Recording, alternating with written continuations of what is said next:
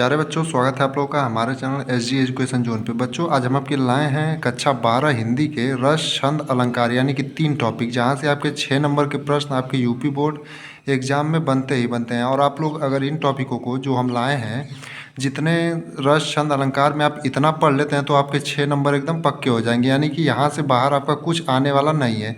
आइए देखते हैं कौन कौन से रस को पढ़ना है और कौन कौन से छंद को पढ़ना है और आपको कौन कौन से अलंकार को पढ़ना है। यानी कि कुछ ही को पढ़ना है, क्योंकि सभी जो इसके पार्ट हैं यानी सभी इसके जो प्रकार हैं सबको नहीं पढ़ना है।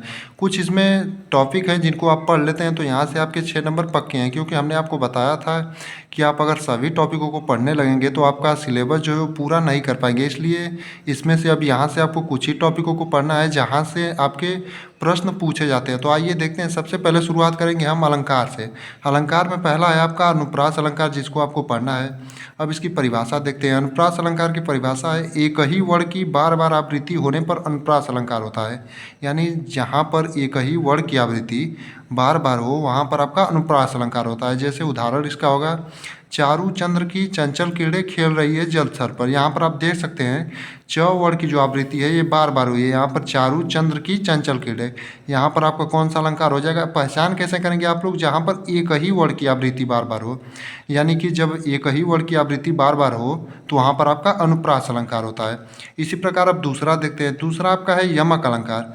यमक अलंकार में जब एक ही शब्द दो या दो से अधिक बार आता है और उसका भिन्न भिन्न अर्थ होता है, यानी कि जब एक शब्द दो या दो से अधिक बार आता है किसी सेंटेंस में और उसका अर्थ जो होता है भिन्न भिन्न होता है, तो वहाँ पर जो होता है आपका यमक अलंकार होता है। यानी उस अलंकार को आप लोग क्या कहेंगे? यमक अलंकार। इसका उदाहरण जैसे हो जाएगा, काली घटा का घमंड घटा, नभमंडल तारक वृंद खिले। यानी जो एग्जाम्पल है आपको वो भी पता है, उसको भी साथ साथ लेकर चलना आवश्यक है, क्योंकि एक नंबर आपका परिभाषा का मिलता है और एक नंबर एग्जाम्पल का। तो आप लोगों को परिभाषा के साथ साथ एग्जाम्पल भी याद करते चलना है। अगला यानी कि तीसरा है ये रूपक अलंकार। रूपक अलंकार जहाँ उपमेय में उपमान का भेद रहित आरोप हो वहाँ रूपक अलंकार होता है। यानी कि ऐसा अलंकार जिसमें उपमेय में उपमान का अभेद रहित आरोप होता है, वहाँ पर आपका कौन सा अलंकार होता है? रूपक अलंकार।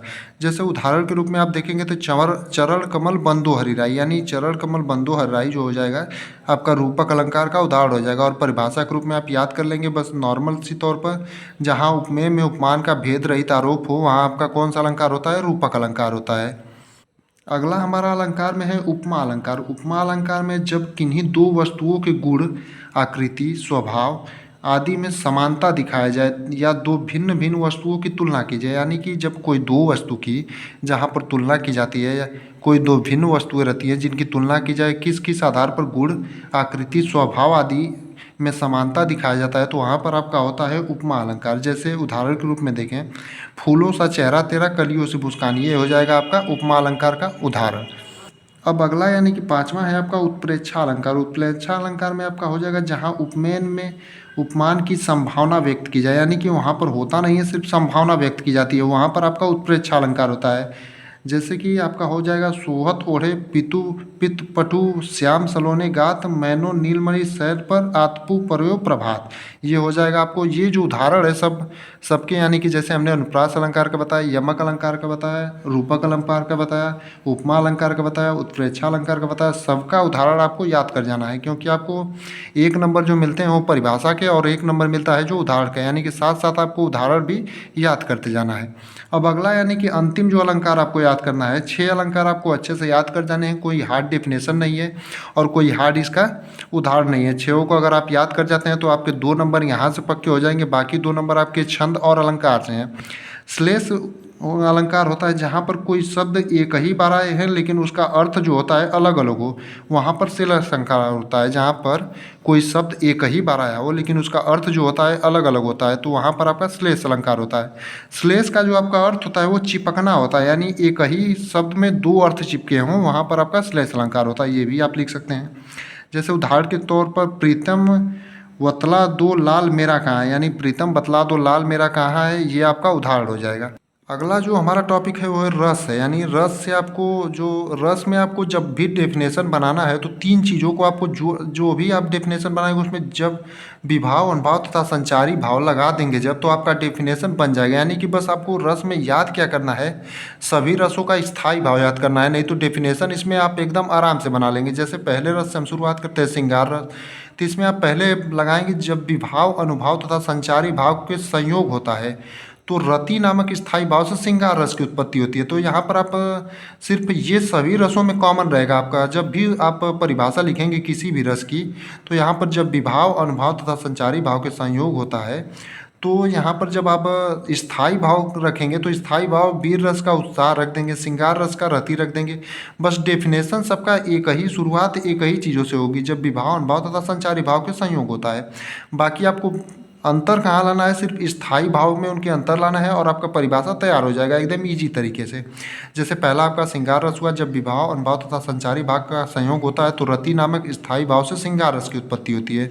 जैसे उदाहरण आपका हो जाएगा कहत नतत रिझत झिनत जिजत मिलत खिलत लजियात भरे भवन में करत नैननु ही सौ बात, ये आपका उदाहरण हो जाएगा। अगला है वीर रस, उसी प्रकार इसका भी आप परिभाषा बनाएंगे। जब विभाव अनुभाव तथा संचारी भाव का संयोग होता है तो उत्साह नामक स्थायी भाव से वीर रस की उत्पत्ति होती है। जैसे बुंदेलो हरबोलो के मुंह हमने सुनी कहानी थी, खूब लड़ी मर्दानी वो तो झांसी वाली रानी थी। यहाँ पर क्या किया आपने, बस स्थायी भाव की जगह पर उत्साह रख दिया। यानी कि सबका आपको स्थायी भाव याद कर लेना है और बाकी आप इतना बस याद कर लेंगे किसी एक का डेफिनेशन, तो आपका डेफिनेशन सबका याद हो जाएगा रस में। तीसरा आपका जो रस है वो है हास्य रस। इसमें आपको 3 रस की परिभाषा याद करनी है और 2 नंबर आपके पक्के हो जाएंगे। हास्य रस में है जब विभाव अनुभाव तथा संचारी भाव का संयोग होता है तो हास्य नामक स्थायी भाव से हास्य रस की उत्पत्ति होती है। जैसे बुरे समय को देखकर गंजे तू क्यों रोए, किसी भी हालत में तेरा बाल न बांका होए। यानी कि जहाँ पर हास्य नामक स्थायी भाव आता है वहाँ पर आप हास्य रस होता है। अब अगली जो हमारी तीसरी टॉपिक है, जहाँ पर 2 नंबर यहाँ पर भी आपको मिलेगा, जहाँ पर छंद है। छंद में आपको 3 ही छंद पढ़ना है। जैसे पहला आपको दोहा पढ़ना है, तो दोहा जब आप पढ़ लेंगे तो सोरठा एकदम इसका विपरीत रूप होता है। यानी कि जो दोहे की परिभाषा होती है उसी को सोरठे की परिभाषा के रूप में आप उपयोग कर सकते हैं, बस इसको विपरीत कर देंगे। जैसे दोहा यह एक अर्धसम मात्रिक छंद है। इसमें 4 चरण होते हैं। पहले और तीसरे चरण में 13-13 मात्राएं होती हैं, दूसरे और चौथे चरण में 11-11 मात्राएं होती हैं।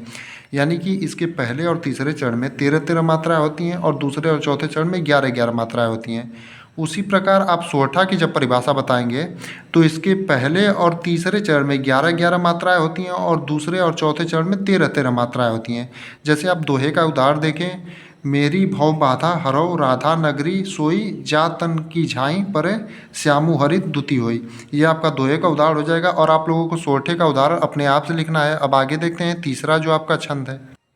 तीसरा जो छंद है वो चौपाई है। यह है एक सममात्रिक छंद है। इसमें 4 चरण होते हैं, प्रत्येक चरण में 16-16 मात्राएं होती हैं। इसमें 2 अंतिम वर्ण गुरु लघु नहीं होने चाहिए। यानी जो आपका तीसरा छंद है वो चौपाई है और इसमें यह एक सममात्रिक छंद है। पहले हमने दोहा और सोरठा देखा तो वो अर्ध सममात्रिक छंद था, लेकिन यह एक सममात्रिक छंद है।